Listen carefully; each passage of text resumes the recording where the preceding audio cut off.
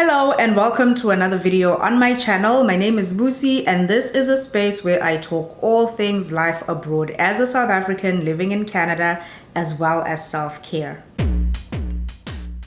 On today's video, I am talking about the job market in Canada. So these are some of the comments that I just wanna highlight that were asking about job opportunities, if there are any job opportunities, how the job market looks, and hence we are finding ourselves having this video. So if you would like me to have a conversation about something, drop a comment. Don't be shy to leave a comment and let me know what that is. And if it is something that I can speak about, I will definitely make a video about it and highlight your comment.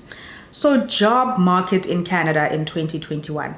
The current unemployment rate in Canada is at 9.4%, and this has been negatively impacted by the coronavirus. So the unemployment rate rose by 0.6%, and it's currently at 9.4%, which when I looked at the South Africa's unemployment rate, and I say South Africa because that's where I'm from, you can check what the unemployment rate is in your country of origin or where you currently are, and you can compare how those two look. So currently in Canada, it's at 9.4%. And with the coronavirus, there is a number of sectors that have been impacted much more than others, like hospitality, like travel, and other industries that would negatively be impacted by the coronavirus and are not necessarily deemed as something that is a necessity. Now, with the coronavirus, there are also industries that have been impacted in a more positive way. And I say positive because they are trying to find more people. They're trying to hire more people. I've seen there are pilots to get people in certain sectors into Canada, like the healthcare space. They are looking for people who can help out in that industry and get into the right roles. And they're looking for more people who can come and join the workforce in Canada from a healthcare perspective. Now, there's a whole lot of other industries that have been impacted more positively, and they have to do with all of the basic necessities that we all need to survive, basically. Now, for those of you who do not know, I work in the IT industry, and I've been in IT basically since I finished my university studies, and it is a pretty great space to be in.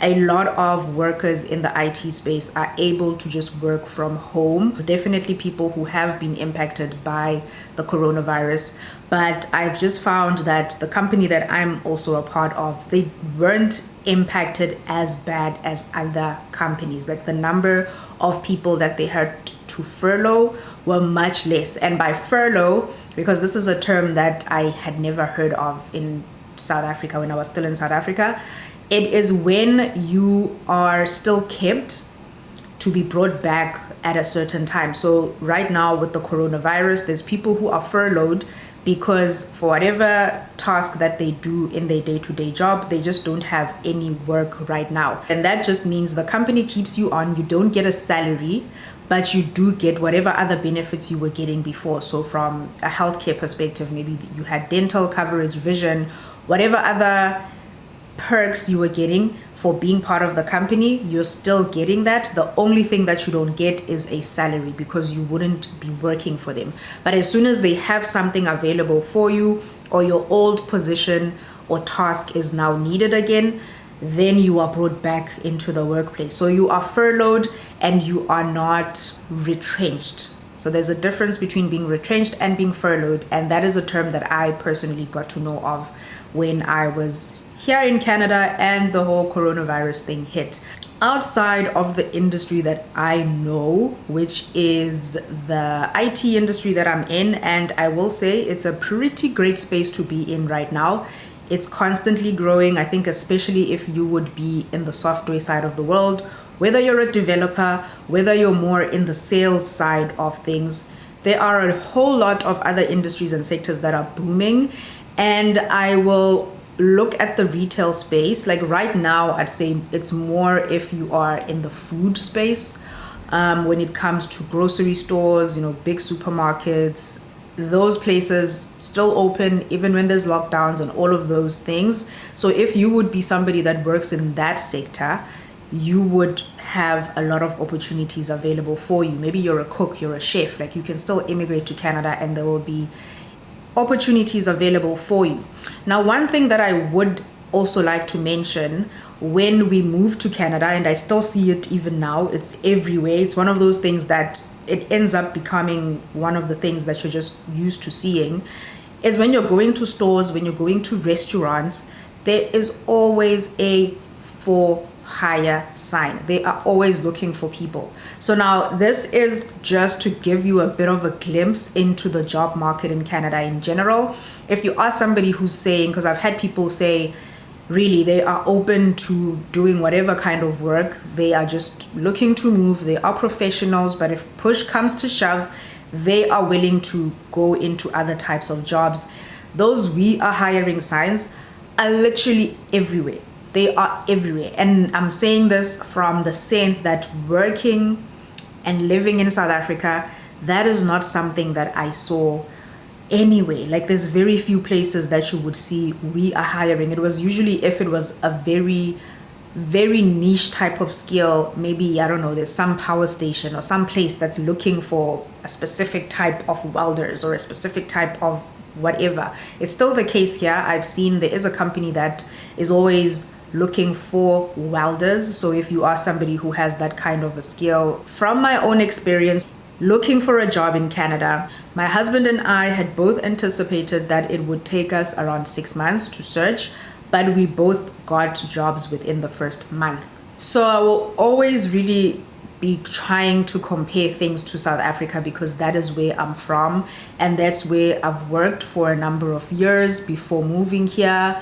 I've worked in other parts of the world as well, but comparing Canada, the job market in Canada to South Africa, it's a lot more brighter. It is a lot more brighter and the data is out there for you to search, whether you're looking at unemployment rates, whether you're looking at the different sectors that are booming. So if you're somebody who's thinking maybe you want to change your career and you want to look into another industry and you want to move into something that's a bit more on the buzz side of things, you can search, okay, what are some of the booming industries in Canada, maybe in 2022, and you see if the skills that you have fit in that bill or not.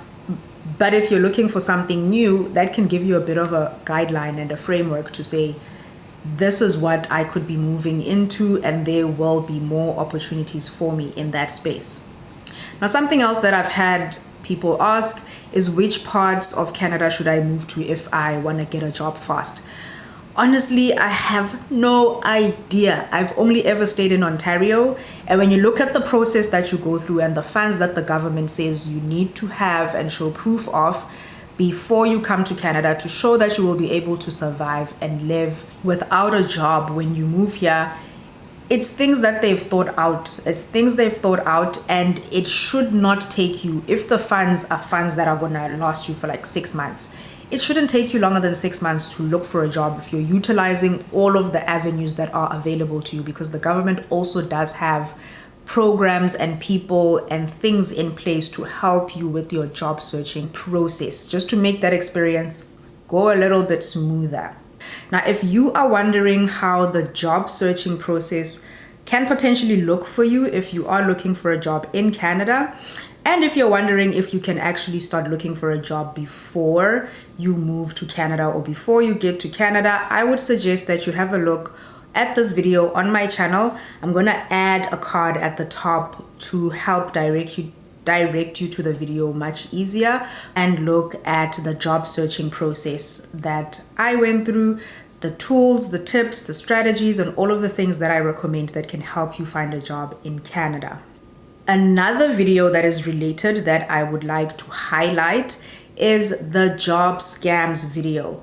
I've had people reaching out asking me to check if a job is a very valid one, an offer that they're getting for a job, or if it's a scam, because sometimes it can be a little bit difficult to tell. And if you're outside of the country, you might not be that familiar with some of the companies that exist, or there's so many things that can go into it and it can be a bit confusing, but there are things that you can look out for if you are going through a job interviewing process and you get an offer, but you're wondering if it's a scam or if it's actually something that is legit. So I would encourage that you look at this video if you are interested and you're looking for jobs, just to know what the scams that are out there might look like, to make it easier for you to identify a scam. I would love to hear from you. Let me know in the comment section how you found this video, and if there's anything else that you would like me to highlight, let me know and I will highlight your comment